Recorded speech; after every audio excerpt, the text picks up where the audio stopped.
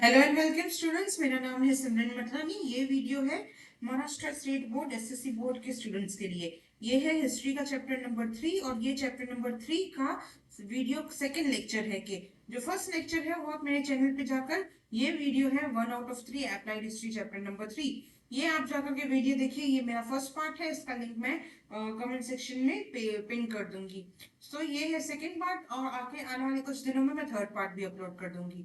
शुरू करते हैं इस पार्ट के साथ।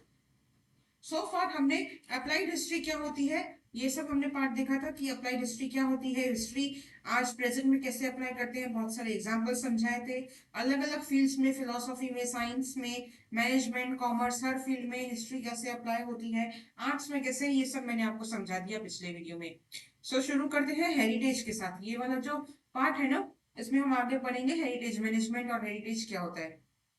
तो शुरू करते हैं 3.3 applied history and our present. देखो, लोग हमेशा, आपको ये लगेगा कि हिस्ट्री जो है ना ये सिर्फ किताबी सब्जेक्ट है, क्योंकि आप टेक्स्ट बुक में पढ़ते हो अलग अलग चीजों के बारे में, क्या हुआ, क्या कब हुआ, किसने कब राज किया, किसने कब किससे जंग लड़ी। पर हिस्ट्री बस इतना नहीं है कि आप टेक्स्ट बुक में पढ़ो और एग्जाम के लिए डेट्स याद करो, दो चार नाम याद करो तो हो गया। इतना सिंपल नहीं होता। हिस्ट्री की एक प्रैक्टिकल वैल्यू होती है। कि ये सवाल आपके मन में भी आएगा कि क्या प्रैक्टिकल वैल्यू हो सकती है। साइंस की प्रैक्टिकल वैल्यू होती है कि इंजीनियर्स होते हैं, डॉक्टर्स होते हैं, बट हिस्ट्री जैसे सब्जेक्ट की क्या प्रैक्टिकल वैल्यू, कहाँ अप्लाई होता है, जिंदगी में क्या कर सकते हो। तो वो इसका सवाल में, इसका सवाल का जवाब मिलेगा आपको इस वीडियो में कि क्या वैल्यू है। The answer to the question is about the nature of The answer to the question about the nature of applied history answers this question as well. Applied history का नेचर क्या है, यही वो होता है कि हिस्ट्री की प्रैक्टिकल वैल्यू क्या है। अप्लाइड हिस्ट्री का नेचर क्या है कि हिस्ट्री के नॉलेज को आप लाइफ में क्या अप्लाई कर सकते हो। वही सवाल है कि हिस्ट्री का प्रैक्टिकल यूज क्या है, वही उसका जवाब है। The visible and invisible relics, relics मतलब अवशेष, विजिबल जो दिखते हैं, इनविजिबल जो नहीं दिखते, अवशेष हमारे पास्ट के जो हमारे प्रेजेंट में एग्जिस्ट करते हैं। कि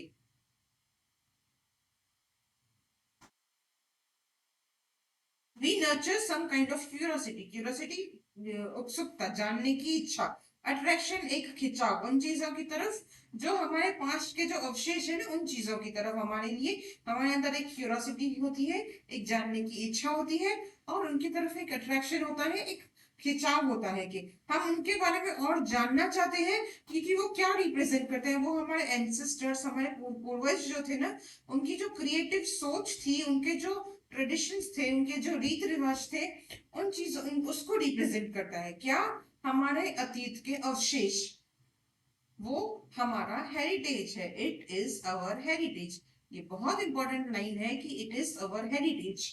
देखो, मैं नेशनल लेवल या वर्ल्ड लेवल पे, दुनिया के स्तर से आपको बताऊं, इससे तो मैं आपको एक फैमिली लेवल से समझाती हूँ। कि मान लो आपकी फैमिली में भी कोई हेरिटेज होगा, कोई ऐसी चीज होगी जो शायद आपके ग्रैंड पेरेंट्स या ग्रेट ग्रैंड पेरेंट्स से या उनसे भी पहले आपकी फैमिली में एक रही है।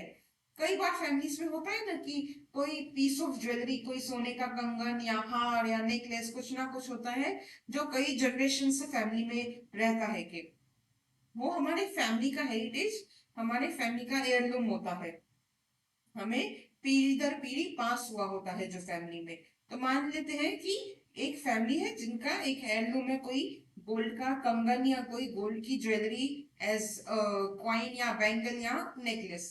So it is a heritage जो कई सालों से पास ऑन हुआ है। वो हमारे पूर्वजों का है, हमारे एंसेस्टर्स का है, वो हमारा हेरिटेज है।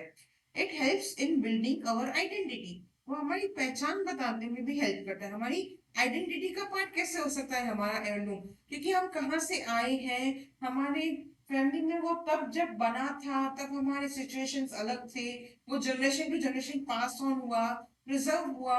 हमारी ग्रैंड मदर ने संभाला, हमारी दादी ने संभाल के रखा, फिर हमारी मॉम ने संभाल के रखा, फिर हमारे ऊपर जिम्मेदारी आएगी उस चीज को फैमिली में संभाल के रखने की।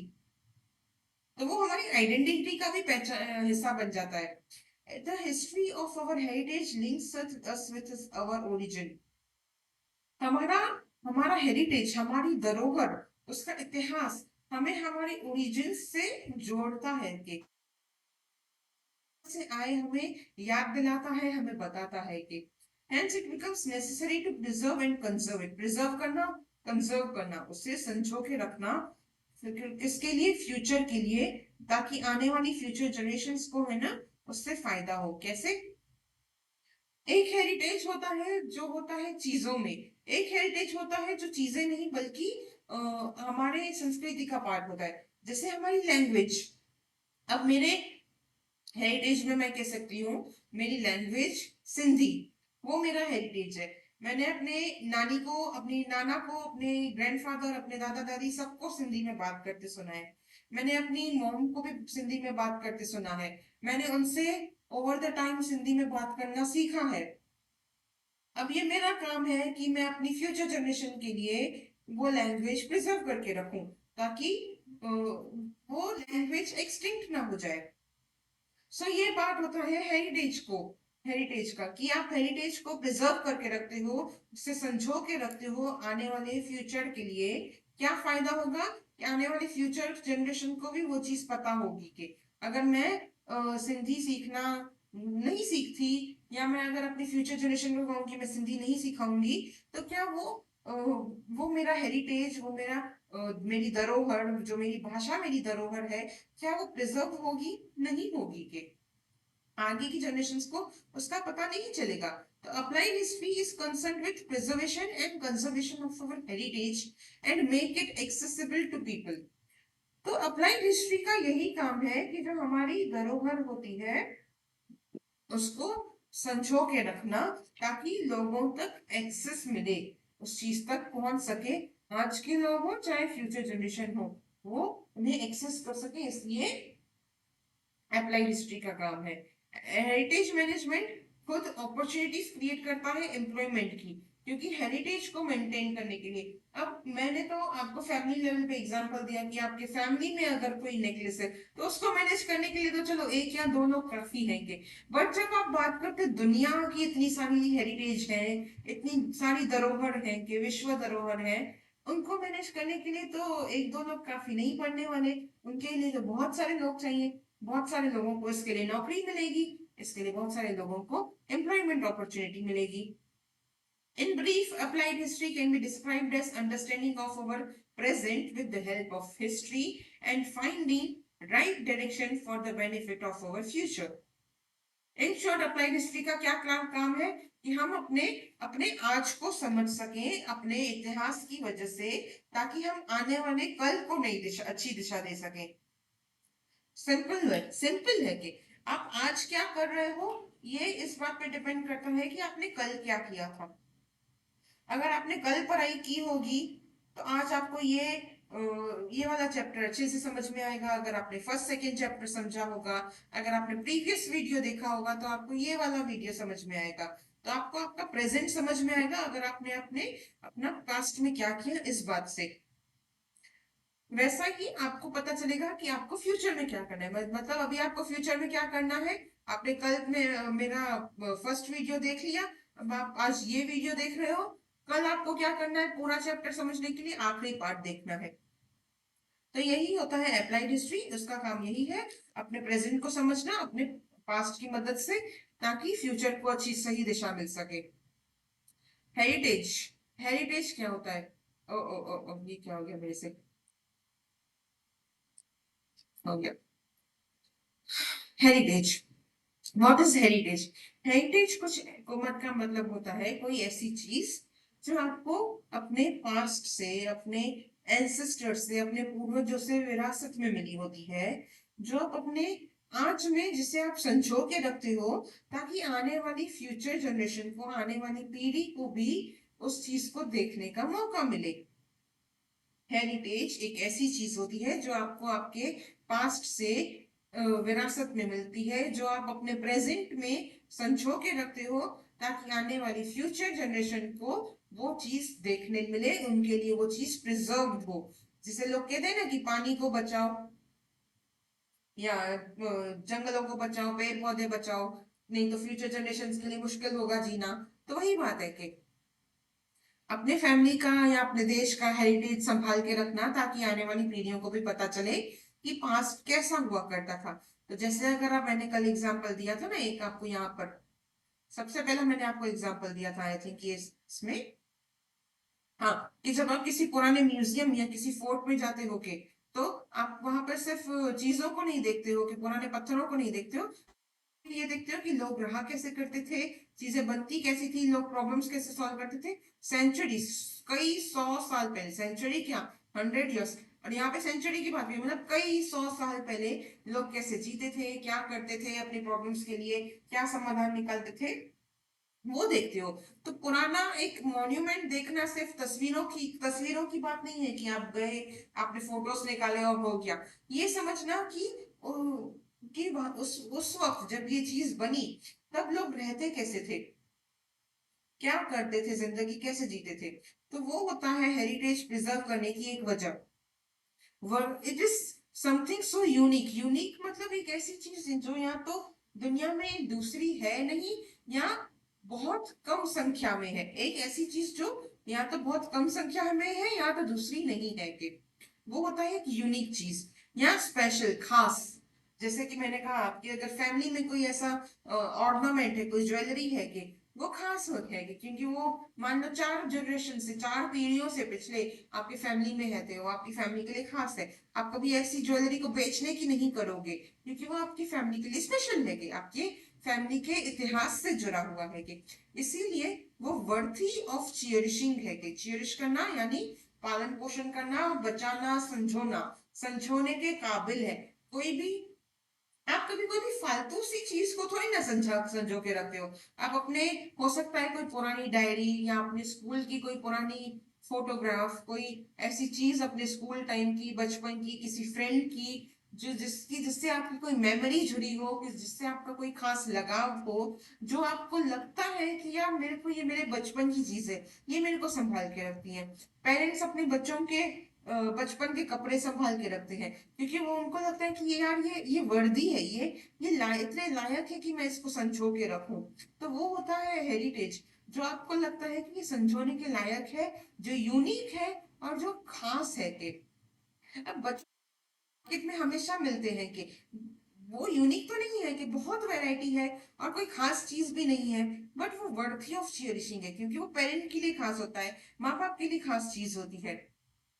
सो दो तरह के दो तरह के हेरिटेज होते हैं, कि दो तरह की धरोहर होती है।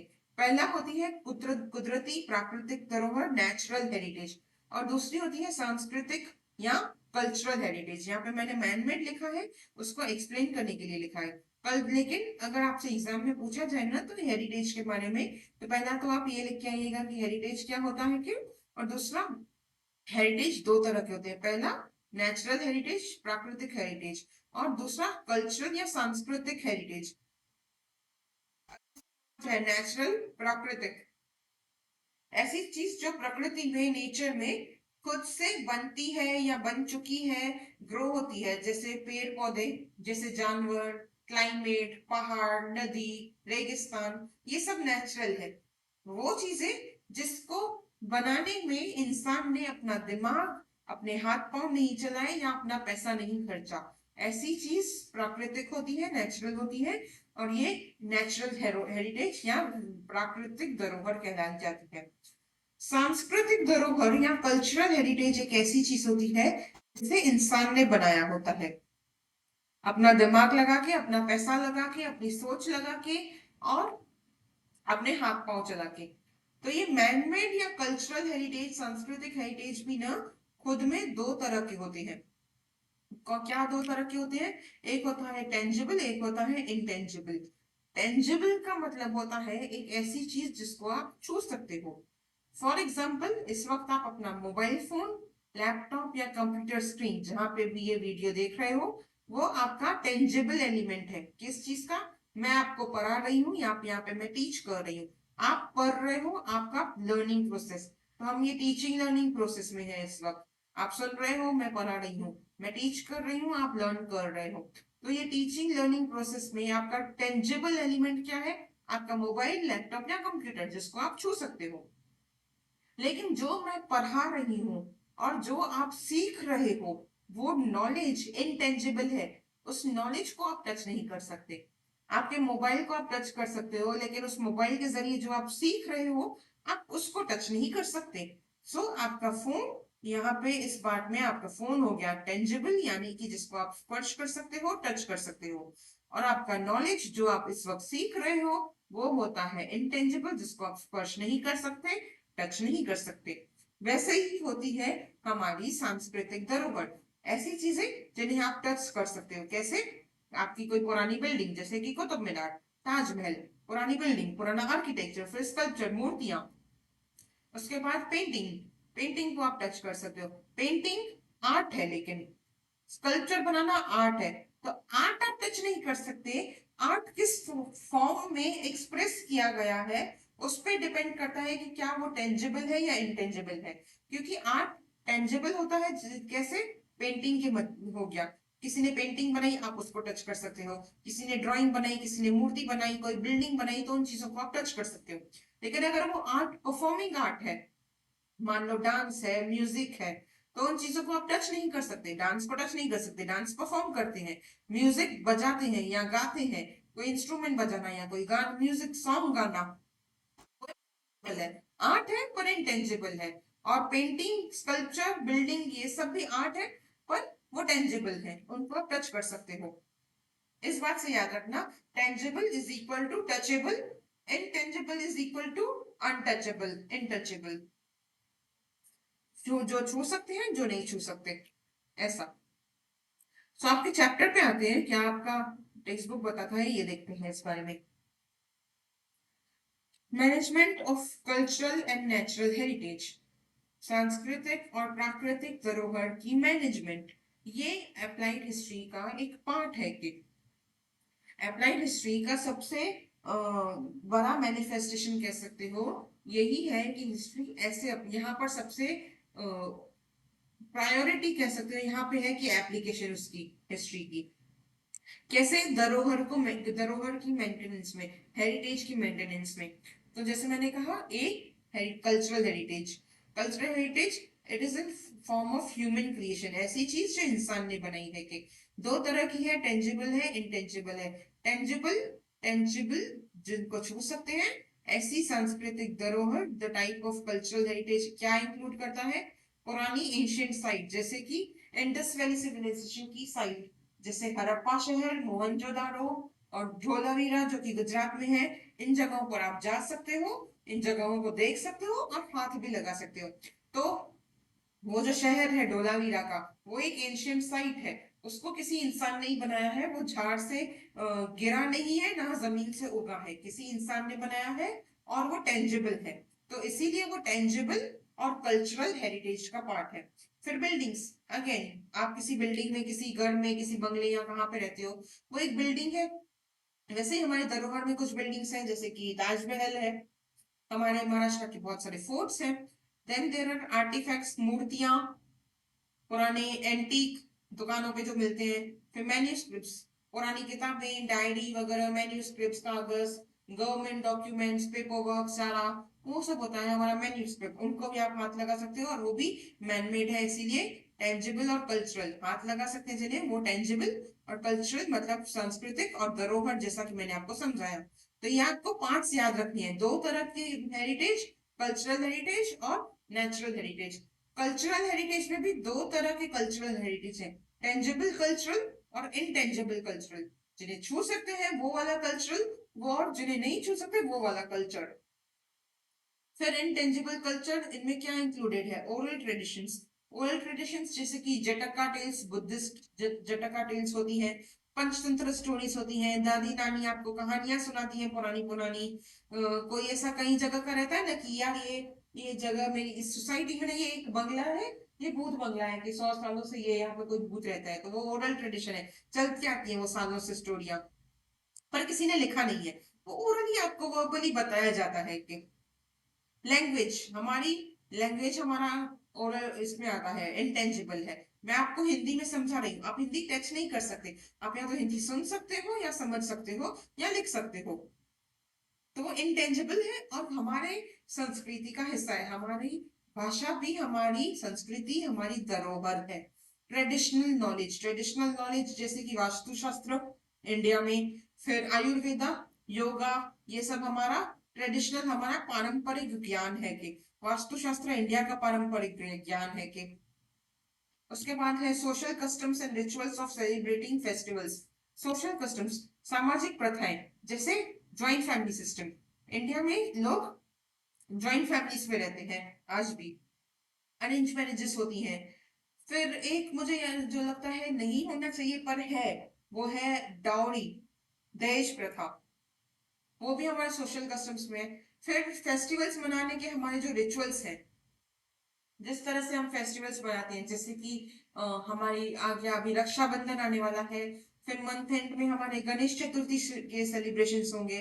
तो गणेश चतुर्थी हम जिस तरह सेलिब्रेट करते हैं, गणेश चतुर्थी का सेलिब्रेशन एक ऐसा प्रोडक्ट तो नहीं है जिसको आप छू सको। ओवरऑल वो पूरा उत्सव जो है वो तो इंटेंजिबल है। आप गणेश चतुर्थी पे गणपति की मूर्ति टच कर सकते हो, लेकिन वो जो कल्चर है, सेलिब्रेशन है, जो उत्सव है, उस उत्सव को तो आप हाथ नहीं लगा के देख सकते ना। वो तो इंटेंजिबल हो गया। सेलिब्रेशन तो इंटेंजिबल होता है ना। जब आप खुश होते हो, गणपति फेस्टिवल मनाते हो, आपके अंदर आस्था होती है, आपके अंदर एक फेथ होता है भगवान के लिए। उसके उस फेथ के चलते जब आप कोई फेस्टिवल सेलिब्रेट कर रहे हो, तो वो आपकी आस्था, वो आपकी सेलिब्रेशन, उसको तो आप टच करके नहीं देख सकते ना। तो वो भी हमारा इंटेंजिबल कल्चरल हेरिटेज है, हमारी संस्कृति का हिस्सा है और हमारी धरोहर है कि। फिर परफॉर्मिंग आर्ट्स, जैसे कि मैंने कहा परफॉर्मिंग आर्ट्स में डांस, म्यूजिक, ये सब हमारा परफॉर्मिंग आर्ट्स हो गया। Certain traditional skills, certain traditional skills इसमें जैसे कि मार्शल आर्ट्स होते हैं कि आपको पता है कराटे वगैरह, ये तो चलो हमारे इंडिया के ओरिजिनल नहीं है, लेकिन हमारे यहाँ पे इंडिया में क्या है, महाराष्ट्र में है एक मर्दानी खेला होता है कि, मर्दानी खेल होता है कि। फिर मैंने रिसेंटली, अभी मैंने फरवरी में केरला में एक कलरी पय्यट्टू का शो देखा था कि वो भी एक फॉर्म है, मार्शल आर्ट्स का एक फॉर्म है कि कराटे जैसे एक मार्शल आर्ट्स होता है, वैसे इंडिया की पारंपरिक स्किल्स में ये आता है। फिर ट्रेडिशनल स्किल्स में कुकिंग स्किल्स भी होती है कि जैसे चूल्हे पे जला के तंदूर बनाना, ये तंदूर हमारे इंडिया का है। यहाँ पे लोग तंदूर पे रोटी बनाते हैं कि बाहर कहीं जाओ तो यूजुअली लोग ब्रेड ब्रेड बेक करते हैं ओवन में, या जैसे इटली में पिज्जा बेक होता है, वो उनका ट्रेडिशन में है कि उसी तरीके से आग जला के, एक ओवन बना के, आग जला के उसमें ब्रेड बेक करना, पिज्जा बेक करना। लेकिन हमारे यहाँ पे क्या है, हमारे यहाँ पे तंदूर होता है कि जिसमें रोटी बनाई जाती है। तो हमारी कुकिंग स्किल है, वो ट्रेडिशनल कुकिंग स्किल है, ट्रेडिशनल मार्शल आर्ट स्किल है कि। उसके बाद हमारी अलग अलग कम्युनिटीज, जैसे मैं, मेरी कम्युनिटी सिंधी कम्युनिटी है। फिर आप लोग में से कई सारे होंगे जो महाराष्ट्रन होंगे, जो मराठी पीपल होंगे। फिर कुछ होंगे जो बंगाली हो सकते हैं, गुजराती हो सकते हैं, और साउथ इंडिया से कनाडा से हो सकते हैं। अलग अलग कम्युनिटीज से होते हैं कि लोग, और groups who represent such traditions, customs. ऐसी ग्रुप्स जो किसी स्किल को, किसी रिवाज या कस्टम या ट्रेडिशन को रिप्रेजेंट करते हैं। तो ये पूरा हो गया आपका सांस्कृतिक हेरिटेज, आपका कल्चरल हेरिटेज, सांस्कृतिक धरोहर। फिर आता है आपका कल्चरल हेरिटेज। कल्चरल हेरिटेज का concept, the concept of natural heritage, प्राकृतिक धरोहर, gives importance to the thought of biodiversity. Biodiversity का वर्ड दो वर्ड से बनाया है, बायो और डाइवर्सिटी। बायो का मतलब होता है बायोलॉजिकल, ऐसी चीज जिसमें जीवन हो, जिसमें लाइफ हो। और डाइवर्सिटी मतलब वेराइटी, ऑप्शंस, वैरायटी, बहुत सारी वैरायटी होना किसी चीज की। तो लिविंग बींग्स की डाइवर्सिटी, बायो डाइवर्सिटी। तो किस बात को इंपॉर्टेंस देती है नेचुरल हेरिटेज की, वो है बायोडाइवर्सिटी। किसी एरिया में कितनी बायोडाइवर्सिटी है, जीवन की कितनी वैरायटी है, कि लाइफ कितनी वैरायटीज में एग्जिस्ट करती है कहाँ पे। तो इट इंक्लूड्स, क्या क्या इंक्लूड करता है, फोना and flora, ecology, geomorphic characteristics, crucial for sustaining flora and fauna. तो फ्लोरा एंड फोना मतलब फूल, फ्लोरा फ्लावर्स, एंड फोना मतलब एनिमल्स। और वो इकोलॉजिकल कंडीशंस, वो प्राकृतिक, वो ज्योग्राफिकल कैरेक्टरिस्टिक्स, वो क्लाइमेट जो जरूरी होता है, वो पहाड़, वो नदियां, वो उतना पानी या उतना सूखा, उतना ड्राई क्लाइमेट या उतनी बारिश, ऐसा क्लाइमेट जो जहां पे वो फ्लोरा और वो फौना सस्टेन कर सके। जहाँ पे वो झाड़, जहाँ पे वो फ्लावर्स और जहाँ पर वो एनिमल्स सर्वाइव कर सके।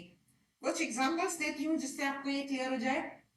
जैसे इंडिया में टुलिप्स महाराष्ट्र में ग्रो नहीं होते, कश्मीर में ग्रो होते हैं इनके। श्रीनगर में पूरा टुलिप गार्डन है। या फिर अगर आप बाहर जाओ तो यूरोप में फिर एम्स्टरडेम में ग्रो होते हैं, क्योंकि एम्स्टरडेम में या श्रीनगर में इंडिया में ऐसा क्लाइमेट है जो महाराष्ट्र में नहीं है, या हो सकता है जो क्लाइमेट लंदन में नहीं है, इसीलिए महाराष्ट्र में ग्रो नहीं होते, श्रीनगर में ग्रो हो जाते हैं क्योंकि वहां की एनवायरमेंट वैसा है। या फिर जैसे कि पेंगुइन्स, पेंगुइन्स को ठंडी जगह में रखा जाता है कि इसीलिए ज्यादातर आपको पेंगुइन्स कहाँ पे, एंटार्क्टिका पे मिलेंगे। एंटार्क्टिका बहुत बड़ा हब है कि पेंगुइन्स का। अब फिर अगेन मुंबई जैसी जगह में आप पेंगुइन सर्वाइव नहीं कर सकते, क्योंकि मुंबई में इतनी ठंड नहीं होती, इतना क्लाइमेटिक फैक्टर नहीं है उनके सर्वाइवल का, उनके सस्टेन करने का, उनके जिंदा रहने का। यहाँ पे कोई वो फैक्टर ही नहीं है जो उनको चाहिए, वैसा क्लाइमेट ही नहीं है।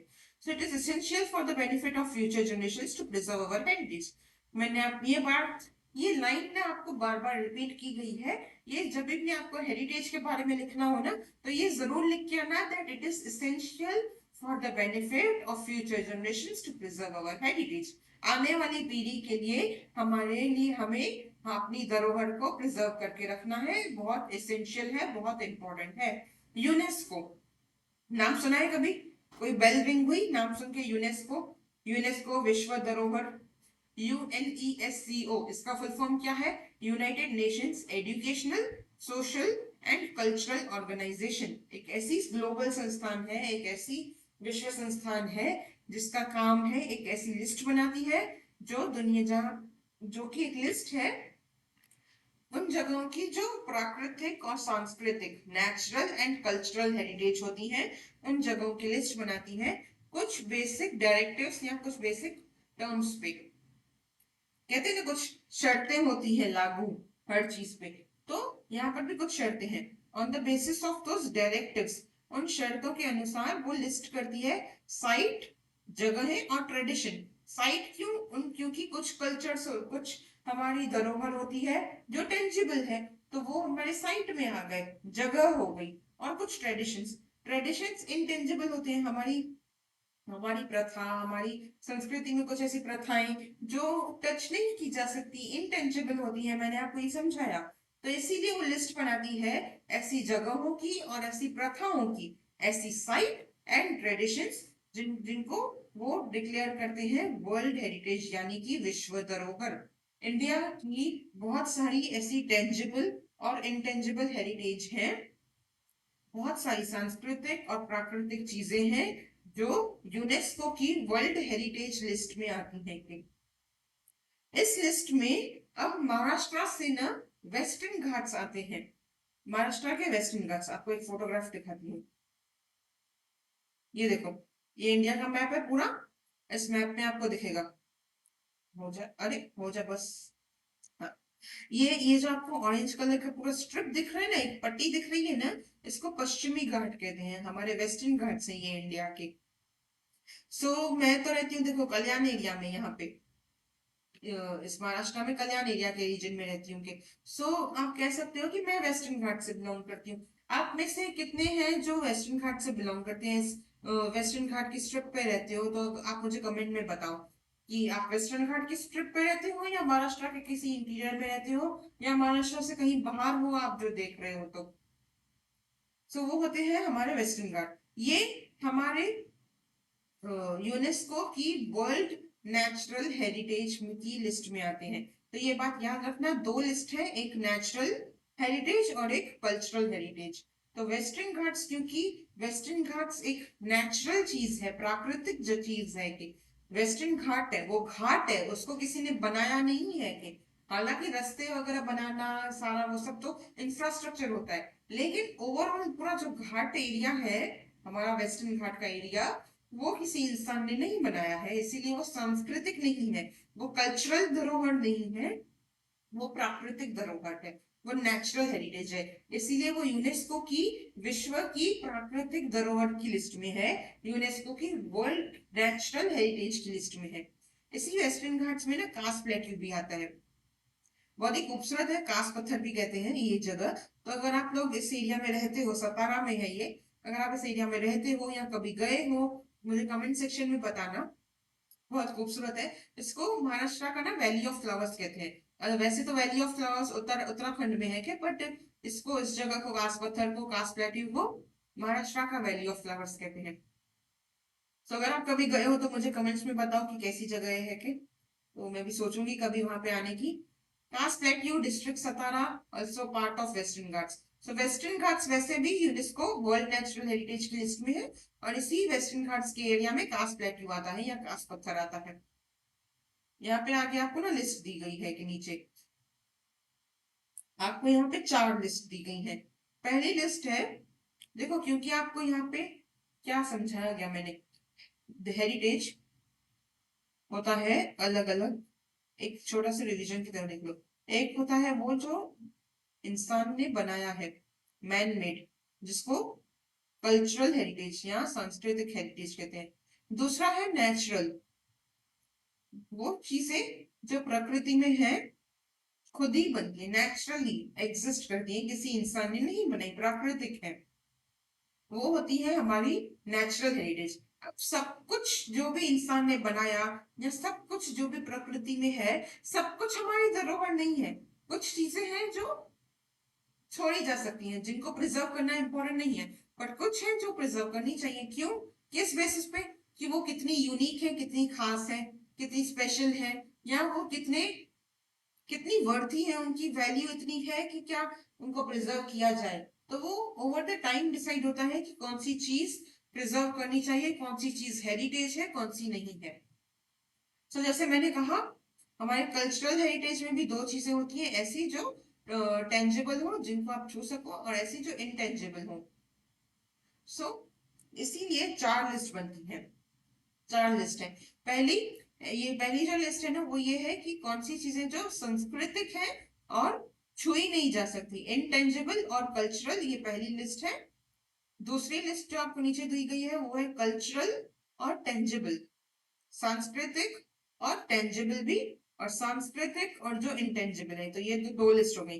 तीसरी हो गई कि नेचुरल हेरिटेज कौन सी है, तो ये तो 3 लिस्ट हो गई। चौथी क्या है, चौथी लिस्ट है ना, उसमें एक ही जगह का नाम है इंडिया की, बहुत कम जगह है। क्यों, क्योंकि इस लिस्ट में ना वो जगह है जो प्राकृतिक तौर पे भी और सांस्कृतिक तौर पर भी इंपॉर्टेंस रखती है, कि प्राकृतिक तौर पर भी वो धरोहर है और सांस्कृतिक तौर पर भी वो धरोहर है। तो ऐसी चीजें होती है मिक्स्ड लिस्ट में, UNESCO.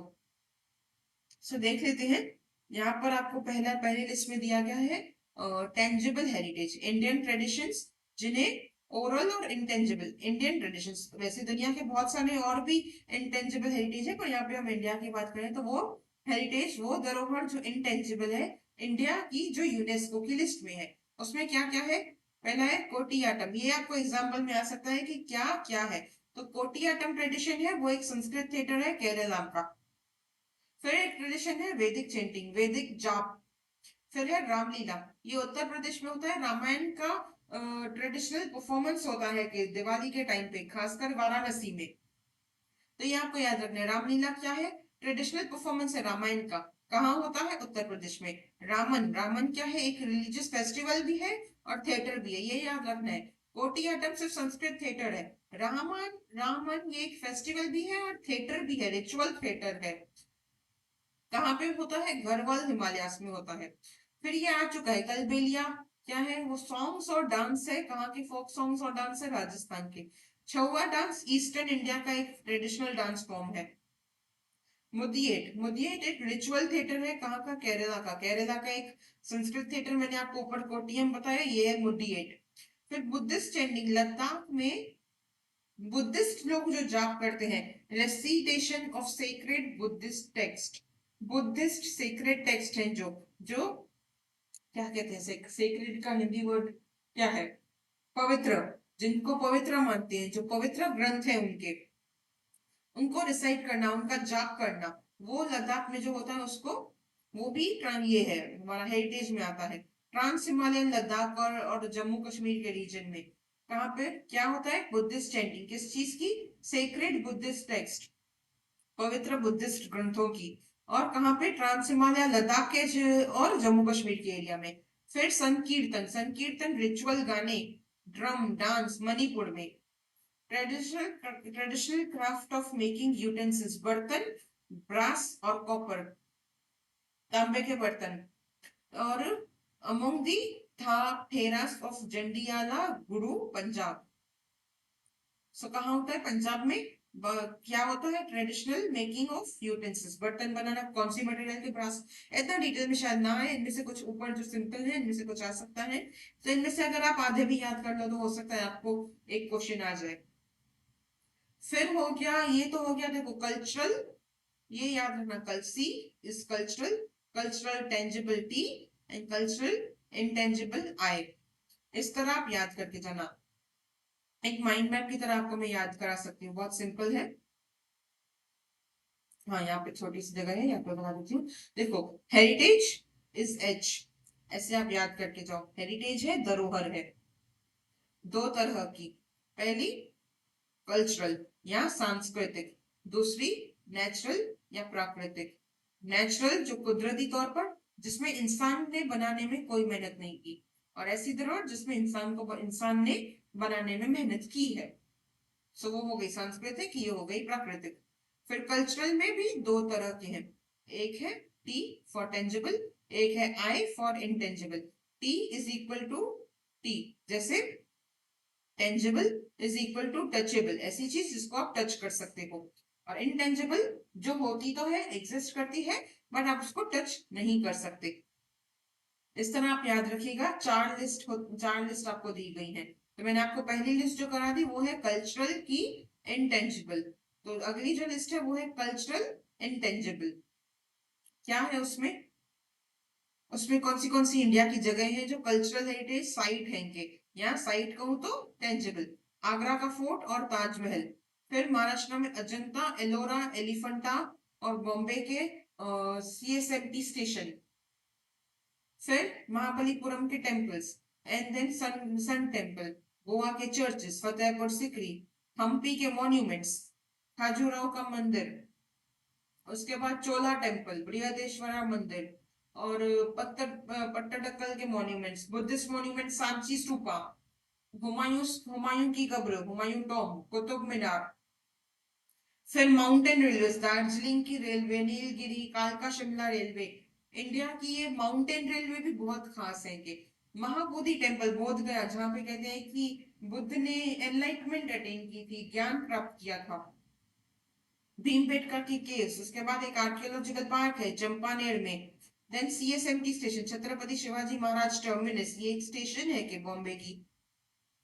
Red fort, Lal Qila, Jantar Mantar, Rajasthan के जो पहाड़ों पर, हिल पर जो फोर्ट्स बने हैं। फिर पटन, गुजरात में रानी की वाव, आपको शायद ये किसी तो भी, आई थिंक 200 के नोट पे, 200 के नोट के पीछे शायद ये रानी की वाव का ये होता है, ड्राइंग होता है 200 के नोट के पीछे। Archaeological site of Nalanda Mahavihara, Nalanda university India की सबसे पुरानी यूनिवर्सिटीज में से एक थी, हालांकि इसको डिस्ट्रॉय किया गया था जहां तक मुझे याद है। फिर पूरा का पूरा चंडीगढ़ का कैपिटल कॉम्प्लेक्स, और पूरा का पूरा अहमदाबाद शहर, ये सब हमारी साइट है कि साइट है।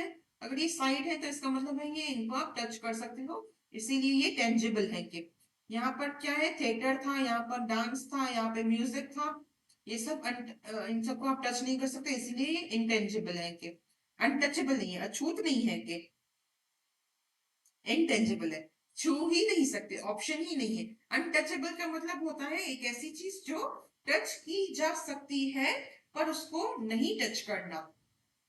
यहाँ पे इंटेंजिबल का मतलब है कि वो आप टच कर ही नहीं सकते, वो उस फॉर्म में है ही नहीं, वो उस आकार में, उस रूप में है ही नहीं कि आप उसको छू सको।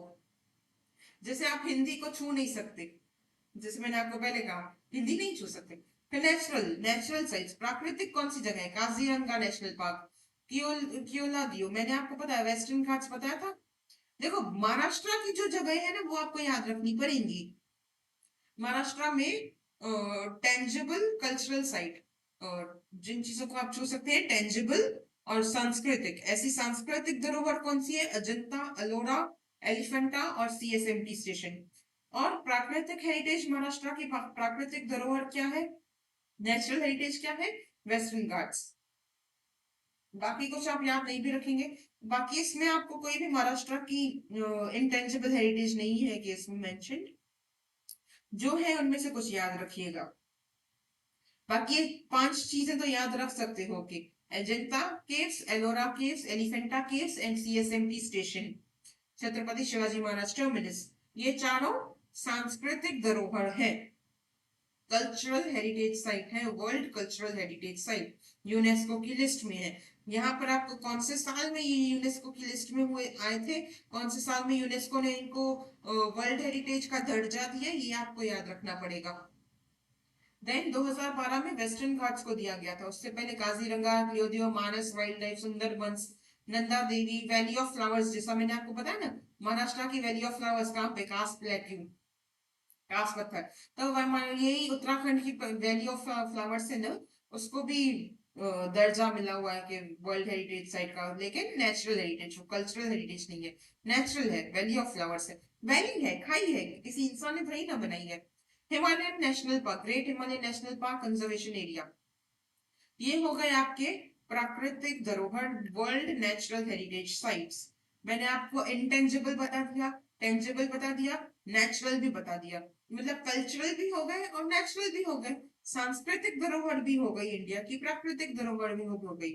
लेकिन फिर भी यहाँ पे ये एक जगह कौन सी बाकी है मिक्स्ड की कैटेगरी में?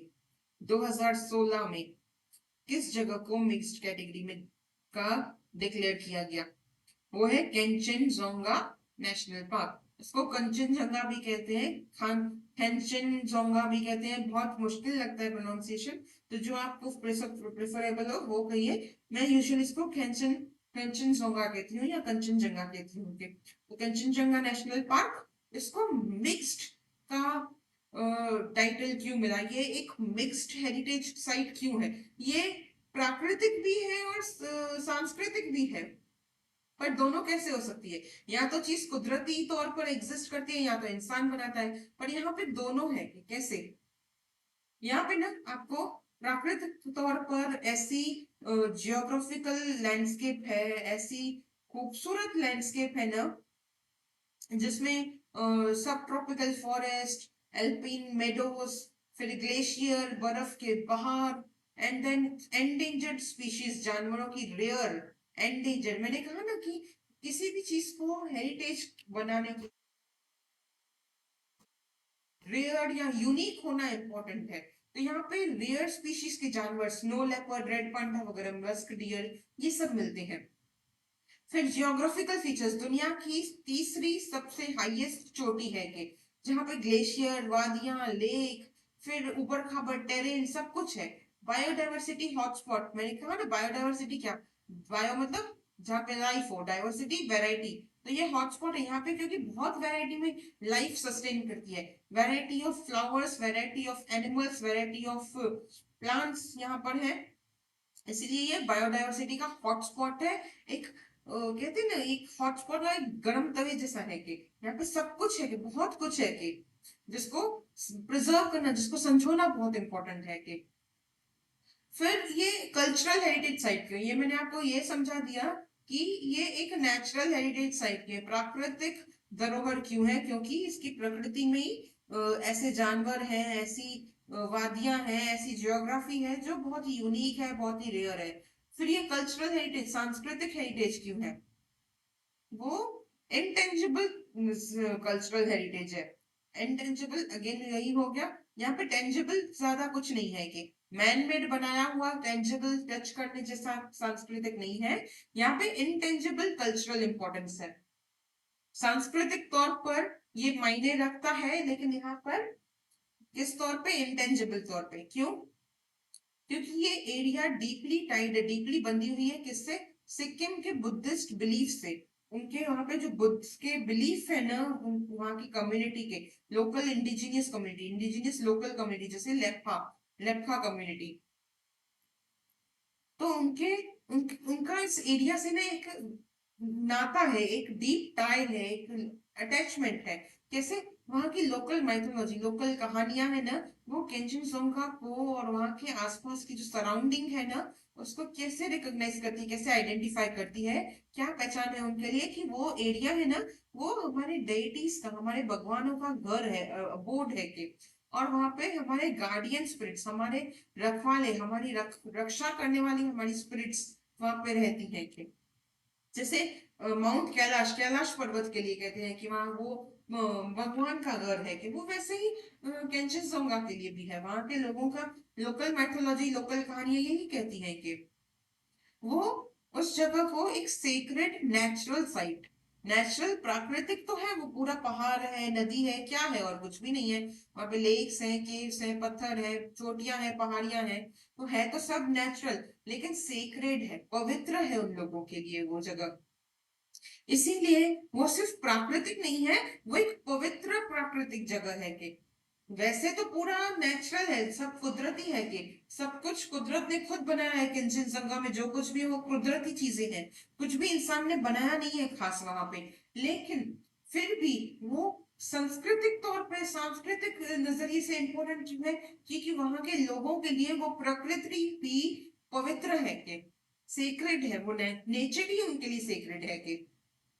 यहाँ पे वही मैंने लिखा है कि वहाँ के लेक्स, केव्स वगैरह ये सब चीजें जो है ना, वो उनके तिब्बतियन बुद्धिस्ट के लेजेंड से जुड़ी हुई है, उनकी कहानियों से, उनके पुराने कहानियों से जुड़ी हुई है वो जगह। वहाँ के लोग हर साल वहां पे कुछ ना कुछ ऑफरिंग्स, कुछ ना कुछ प्रसाद देते हैं, पिलग्रिमेज जैसे कि तीर्थ पे जाते हैं। अपनी कल्चरल आइडेंटिटी, उनकी सांस्कृतिक पहचान से जुड़ी हुई है वो जगह। इसीलिए केंचनजंगा नेशनल पार्क एक प्राकृतिक हेरिटेज भी है, क्योंकि वहां पे एक्स्ट्रा ऑर्डिनरी, बहुत ही यूनिक, ऑर्डिनरी मतलब मामूली, एक्स्ट्रा ऑर्डिनरी मतलब मामूली से बढ़कर एक्स्ट्रा ऑर्डिनरी बायोडाइवर्सिटी है, लैंडस्केप है, वहाँ की ज्योग्राफी है।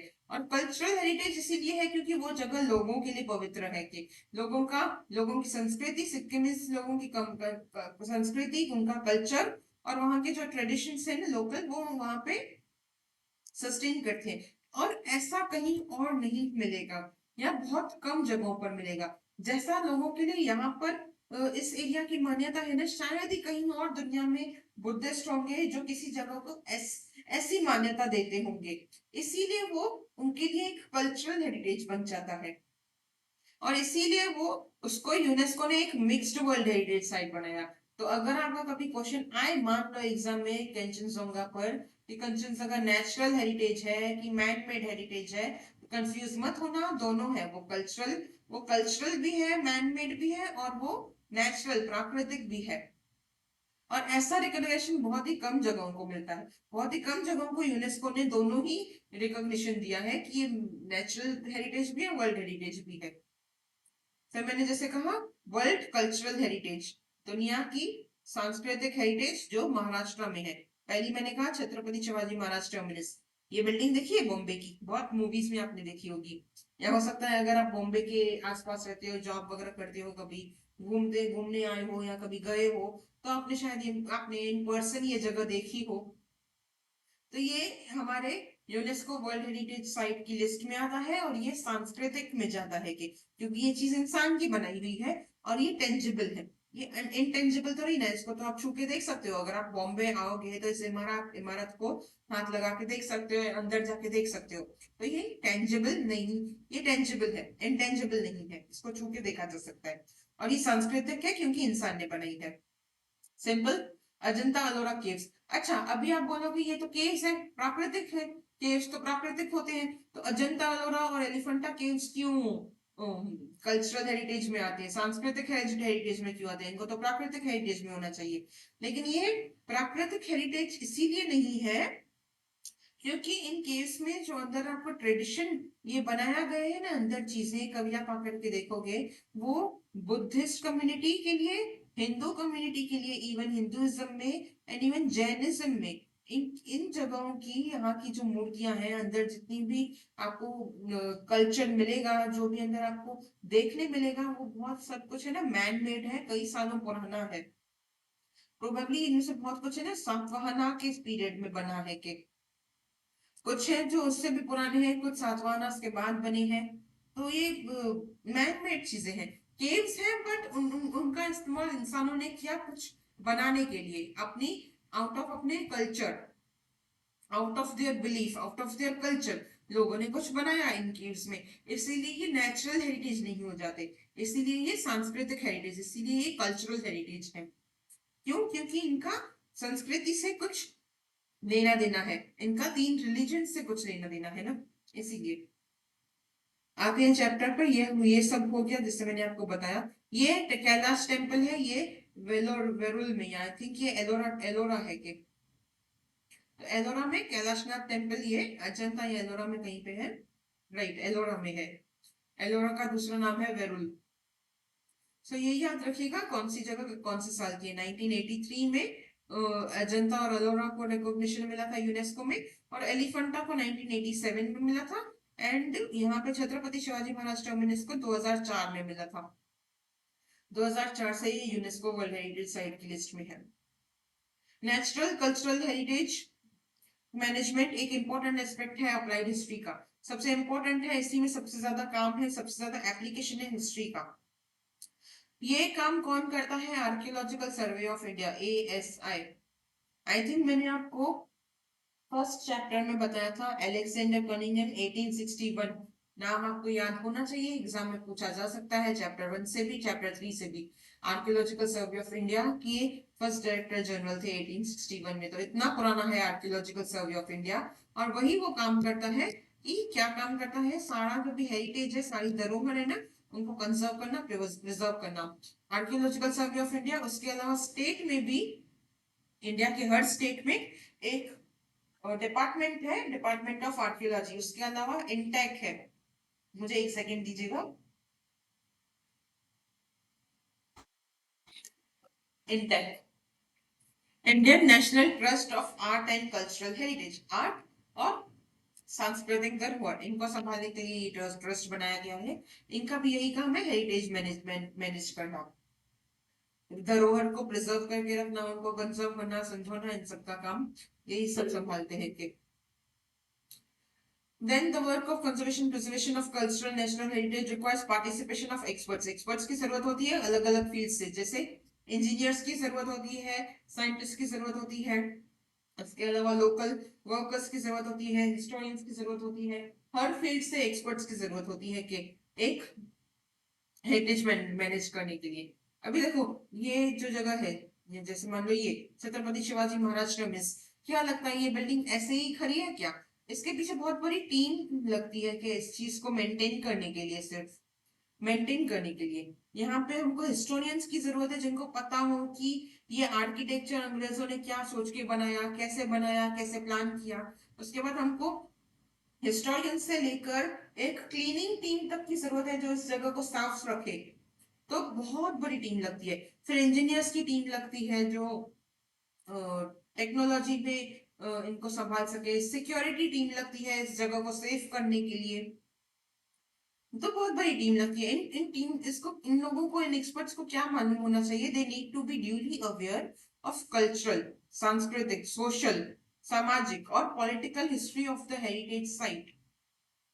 उस हेरिटेज साइट का सांस्कृतिक इतिहास, सामाजिक इतिहास और पॉलिटिकल इतिहास, राजनीतिक इतिहास, इन एक्सपर्ट्स को पता होना चाहिए। जैसे एक मुझे याद आता है राजनीतिक इतिहास एक जगह का, उज्जैन शहर का।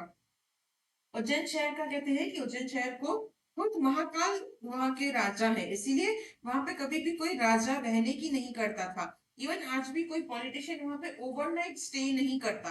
कोई भी पॉलिटिशियन आज भी वहां पे एक रात से ज्यादा रहने की नहीं करता, क्योंकि वहां पे मान्यता है कि वहां पे खुद महाकाल राज करते हैं, कि वहां के किंग वही है, कि इसलिए कोई और वहां का राजा नहीं बना। और कोई और वहां पे आज भी ओवरनाइट रहता नहीं है, कोई भी पॉलिटिकल पावर वाला वहां पे आज भी रहता नहीं है कि ओवरनाइट रात को रहने की नहीं करता। तो ये क्या है कि ये उनकी हिस्ट्री है, उनका ट्रेडिशन है। ये टीम्स को पता होना चाहिए कि वहां के लोगों के बिलीफ क्या है, उनके सोच विचार क्या है, उनका रहन सहन कैसा है, उनकी परंपरा क्या है, उनकी संस्कृति क्या है, उनकी पॉलिटिक्स क्या है। इन सबसे असर पड़ता है कि एक हेरिटेज मैनेजमेंट की जो टीम है, जो ये धरोहर मैनेज करने के लिए आई है, वो कैसे काम करे, वो उस बात पे डिसाइड करती है कि वहां की हिस्ट्री क्या है। कि जैसे ताजमहल है, ताजमहल को सफेद संगमरमर से, व्हाइट मार्बल से बनाया गया है। तो आज कोई भी हेरिटेज मैनेजमेंट टीम ये नहीं सजेस्ट करेगी कि हम वहां का व्हाइट मार्बल हटा के कोई अच्छा सा डार्क कलर का मार्बल यूज करते हैं जो कम खराब हो, तो ज्यादा लंबा चलेगा। तो कोई नहीं करेगा, कोई हेरिटेज मैनेजमेंट का उठ के आके ये नहीं बोलेगा, कभी आईएसआई ये नहीं बोलेगा, एएसआई कभी ये नहीं बोलेगा। तो कुछ प्रिंसिपल्स होते हैं कि जिनका ख्याल एक हिस्टोरियन को या एक हेरिटेज मैनेजमेंट को रखना चाहिए। तो वो क्या प्रिंसिपल्स है, मैं आपको पहले सिंपल वर्ड्स में यहाँ पे समझा देती हूँ क्या प्रिंसिपल्स है, पहले क्या सिद्धांत हैं जो एक अप्लाइड हिस्ट्री के एक्सपर्ट, अप्लाइड हिस्ट्री के हैं। ये सिद्धांत अप्लाइड हिस्ट्री के हैं जो एक एक्सपर्ट को पता होने चाहिए और उसको अप्लाई करना चाहिए जब वो किसी हेरिटेज को मेंटेन कर रहा है या उन्हें रिस्टोर कर रहा है। रिस्टोर मतलब उन्हें वापस बना रहा है। वापस बनाने का मतलब नहीं है कि जड़ से लेके ऊपर तक पूरा ए टू जेड फिर से बनाना। बनाना मतलब रिस्टोर करना, मतलब जो चीज थोड़ी सी खराब होने लगी है उसकी मरम्मत करना। जैसे आप कभी एक साथ पूरा गढ़ तोड़ के दोबारा थोड़ी ना बनाते हो, तो जो खराब हो जाए उसको ठीक करते हो ना। तो क्या सिद्धांत है, क्या पांच उसूल है। पहला, साइट की ओरिजिनलिटी, उसका स्वरूप, ओरिजिनल स्वरूप मेंटेन होना चाहिए, वो प्रोटेक्ट होना चाहिए। कुछ कम से कम चेंजेस करो या ना के बराबर चेंजेस करो, और डैमेज तो बिल्कुल मत करो। ओरिजिनल फॉर्म को, जिस जिस स्वरूप में वो बनाया गया है वैसा का वैसा रखो। उसमें बेहतर करो, ठीक है, कम से कम चेंजेस करो और डैमेज बिल्कुल मत करो। धरोहर को उसके ओरिजिनल फॉर्म में रखना चाहिए। जैसे मैंने कहा, अगर आपकी फैमिली में कोई ज्वेलरी, कोई नेकलेस, अगर आपकी फैमिली में आपकी धरोहर है, अगर वो नेकलेस अगर आप जाके मेल्ट करा के उसका बैंगल बना दो, उसका रूप ही चेंज कर दो, वो ओरिजिनली एक नेकलेस था, एक नेक पीस था, आपने उसका रूप ही चेंज कर दिया, तो वो धरोहर बचेगी क्या? नहीं बचेगी, वो चीज ही नहीं हो गई। तो उसमें कम से कम चेंजेस करो। Then understand local people, local लोगों को समझो। वहां पे जो धरोहर के आसपास, हेरिटेज साइट के आसपास जो लोग रहते हैं ना, वो कैसे जिंदगी जीते हैं, उनकी सोच क्या है, उनकी तकलीफें क्या है और उनकी जरूरतें क्या है। कि अब किसी हेरिटेज साइट के आसपास, जैसे कोई मंदिर हो गया मान लो, उसके आसपास लोगों को नौकरियों की जरूरत है, तो वो अपने लिए कोई ना कोई बिजनेस शुरू करते हैं। या तो मंदिर के आसपास वो फूल बेचेंगे, आरती की थालियां बेचेंगे, प्रसाद बेचेंगे, या चाय का, ये टूरिस्ट आते हैं तो चाय बनाने का, कॉफी का ढाबा, ये सब खोलेंगे। प्रॉब्लम्स क्या है कि यार यहाँ पे कभी कभी प्रॉब्लम ना, टूरिस्ट भी बहुत प्रॉब्लम्स हो जाती है कि यार हम लोग एक ऐसी जगह पे रहते हैं अगर, जहाँ पे बाहर से बहुत लोग आते हैं, तो रिसोर्सेज की कमी हो जाती है कि वो प्रॉब्लम्स फेस करते हैं। फिर वहां की सोच क्या है, जैसे उज्जैन की मैंने आपको बताया, सोच है कि वहां पे कभी भी कोई भी पॉलिटिशियन रहने की नहीं करता। तो वो माइंडसेट है कि उज्जैन शहर का राजा खुद महाकाल है। कि सोशल लाइफ है, लोग कैसे रहन सहन का कैसा है। कि तो वो अंडरस्टैंड करना चाहिए, वो एक एक्सपर्ट को समझना चाहिए कि हेरिटेज साइट के आसपास लोगों की सोच क्या है, उनकी जिंदगी की तकलीफें क्या है, उनकी जरूरतें क्या है, और उनकी फीलिंग्स की इज्जत करो, रिस्पेक्ट करो। उनकी कल्चरल या रिलीजियस सेंटिमेंट्स, भावनाओं को, उनकी धार्मिक या सांस्कृतिक भावनाओं को ठेस मत पहुंचाओ। जब का कैसे, अपने कंजर्वेशन के काम में, जो आप आपका प्रिजर्वेशन का काम करने अगर जाते हो, किसी मान लो कोई पुराना मंदिर है, उसको उसको कंजर्वेशन की जरूरत है, उसको रिस्टोरेशन की जरूरत है, तो उस काम के चलते आप ध्यान दीजिए कि कहीं आप लोकल लोगों की, वहां के समाज की भावनाओं को तो नहीं ठेस पहुंचा रहे। जैसे फॉर एग्जाम्पल कोई मंदिर हो गया जो 1000 साल पुराना है, अगर आप हेरिटेज के लिए वहां पे गए कि यार इसको हेरिटेज मैनेजमेंट की जरूरत है, तो क्या हेरिटेज मैनेजमेंट की टीम कभी ये कहेगी कि इस मंदिर का जो ये मूर्ति है भगवान की, ये बहुत 1000 साल पुरानी है, इसको ना हम किसी म्यूजियम में सेफ रखने के लिए म्यूजियम ले जाते हैं और यहाँ पर हम एक नई मूर्ति रखते हैं। तो ये क्या कभी भी आप हेरिटेज मैनेजर के तौर पर ऐसा नहीं कर सकते। अगर आप इस फील्ड में जाओ तो इस बात का ध्यान रखना कि आप लोगों के सेंटीमेंट्स को, उनकी भावनाओं को ठेस नहीं पहुंचाओ। फिर वहां के लोगों को, लोकल लोगों को इन्वॉल्व करो प्रोजेक्ट में, उनको लगे कि यार मेरे एरिया में आया है, हम लोग रोज इस हेरिटेज को, इस धरोहर को देखते हैं, रोज इस मंदिर से गुजरते हैं, या रोज हर गुरुवार को इस मंदिर में आरती करते हैं, और ये हम ही को शामिल नहीं करते कि इन्होंने रिस्टोरेशन के नाम पे मंदिर में एंट्री बंद करके रखी है। ऐसा मत करो, लोगों को इन्वॉल्व कहीं ना कहीं रहने दो और उनके लिए जॉब्स क्रिएट करो। उनको ऐसा लगे कि वो आप उनके काम, वो आपके काम आ रहे हैं, वो अपनी धरोहर के लिए एक काम आ रहे हैं, और उनको कुछ नौकरी भी मिल गई। तो जब भी कोई रिस्टोरेशन प्रोजेक्ट का अगर आप कभी फ्यूचर में करो ना, तो इन चीजों का ध्यान रखना। यही आपको 5 चीजें दी गई हैं कि without causing any change in original structure, and then local लोगों का सोशल स्ट्रक्चर, उनकी साइकोलॉजी, उनके चैलेंजेस, उनकी प्रॉब्लम्स को समझो, उनके प्रेजेंट एक्सपेक्टेशंस को समझो अच्छे से। उसके बाद ये बात का ध्यान दो कि आप किसी के सेंटिमेंट्स को हर्ट ना करो। एंड देन फोर्थ है आपका कि आप लोकल लोगों को पार्टिसिपेट करने दो प्रोजेक्ट में, एंड ऐसा प्लान बनाओ जिससे आप लोकल स्किल्स को, लोकल लोगों को एम्प्लॉयमेंट दे सको, एक बेटर अपॉर्चुनिटी मिले जीने की। क्योंकि अगर आपको कमाने का मौका मिलेगा तो आप अपनी लाइफ को अपग्रेड कर सकते हो। कि जब आप अच्छा कमाते हो तो आप अच्छी जिंदगी जीते हो, तो वो मौका उनको मिलना चाहिए। बाकी एफिलिएटेड प्रोफेशनल फील्ड्स हैं, और बाद में बचता है आपके क्वेश्चन आंसर। छोटा सा ये पार्ट बचेगा, ये आपका मैं फ्राइडे को कंप्लीट कर दूंगी। तो आज है 6 अगस्त, मैं मोस्ट प्रोबेबली 8 अगस्त तक ये चैप्टर कंप्लीट कर दूंगी। एंड देन फ्राइडे को चैप्टर कंप्लीट होने के बाद संडे को हम संडे सवाल फिर से शुरू करेंगे। सो पिछला संडे सवाल भी आप लोग देख लीजिएगा, पिछला लेक्चर आप लोग सुन लीजिएगा, ताकि आने वाला लेक्चर भी समझ में आ जाए। तो मिलती हूँ आपसे अगले वीडियो में। तब तक आप कमेंट्स में लिख दीजिए कि आप कहाँ से हैं महाराष्ट्र में, और इस वक्त आप कब सुन रहे हैं। तो अपना अटेंडेंस मार्क करके जाइएगा जाने से पहले, बिना बिना अटेंडेंस दिए अपना नहीं जाइएगा। और मुझे बताइएगा कि आप लोग वेस्टर्न घाट से हैं कि महाराष्ट्र के इंटीरियर से हैं। कि क्योंकि मैंने तो आपको जैसे बता दिया कि मैं तो महाराष्ट्र में कल्याण रीजन से, तो मैं तो वेस्टर्न घाट एरिया से हूँ।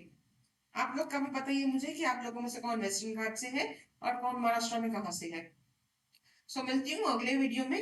तब तक आप लोग इस वीडियो को अच्छे से समझ लीजिए।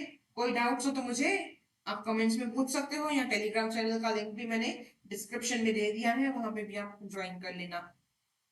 सो अगले वीडियो में मिलते हैं। अपना ध्यान रखिएगा, पढ़ते रहिएगा, कोई भी डाउट हो तो मुझसे सवाल करिएगा, और अपने क्लासमेट्स में ये वीडियो शेयर करिएगा, दोस्तों को ये वीडियो भेजिएगा अगर आपको लगे कि ये वीडियो काम का है। तो मिलती हूँ अगले वीडियो में।